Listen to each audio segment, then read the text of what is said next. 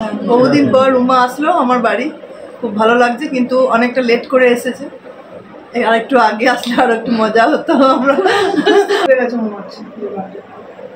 তুই বলবি কিছু?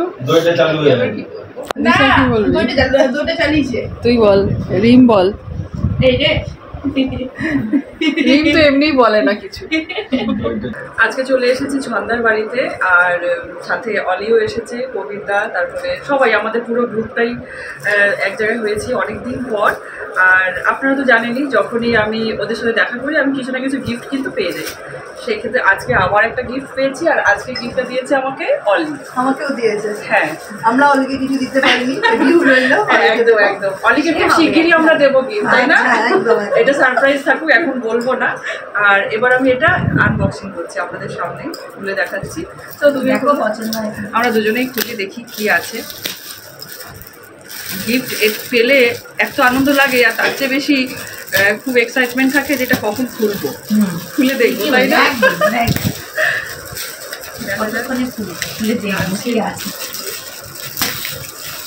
গিফট যাই থাক, আনন্দটা খুব বেশি হয়। সত্যি তাই, কারণ এর মধ্যে থাকে অনেক ভালোবাসা।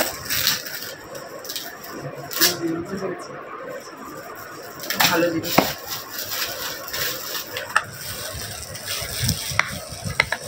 বাহ, গণপতি বাপ্পা।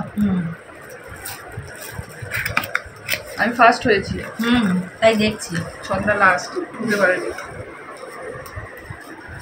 বাহ বাহ, খুব সুন্দর হয়েছে, এই দেখুন, ভালো হয়েছে। Thank you. আছে ছন্দাও দিয়েছিল, কিন্তু ওর মেয়ের বিয়ে দিয়েছিল, ছন্দা দিয়েছিল, ছন্দা খুব সুন্দর ছিল, এটাও আমার খুব পছন্দ হয়েছে। Thank you so much.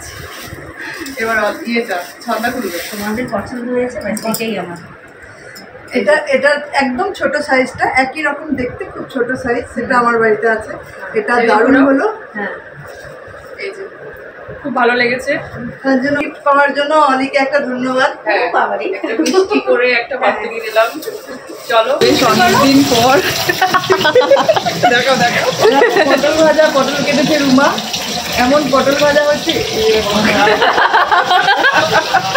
আমি না পটলের খোসাটা পুরো ছাড়িয়ে ফেলেছি, মানে একটু একটু খোসা থাকলে কি হয়, পটলগুলো ভালো থাকে, তো সেই জন্য ছন্দা একদম দেখিয়ে দিল পটলটা। এই যে দেখো দেখো, এই যে পটলের অবস্থা একদম নেতিয়ে গেছে, পটলগুলো ঘুমিয়ে গেছে আর কি। আর যা গরম, পটল তো ঘুমাবেই। যাই হোক, অনেকদিন পর আজকে আমরা খুব আনন্দ করছি, সবাই এক জায়গায় হয়েছি, খুব ভালো লাগছে। আর আপনাদের সাথে এতদিন কোনো ব্লগ আমি শেয়ার করিনি, অনেক ব্যস্ত ছিলাম, তো আবার কন্টিনিউ করব। কিছুদিন পর থেকে আমি আবার ব্লগ শেয়ার করব আপনাদের সাথে, আর আপনারা সাথে থাকবেন আমার। আর আজকে এরপরে আমরা কী কী করছি, এরপরে আপনাদের সাথে আবার শেয়ার করছি। কিছু এনেছে, তারপর রান্না করছি। দেখো শেখো। আমার বরের জন্মদিনেও আমি বাজার করে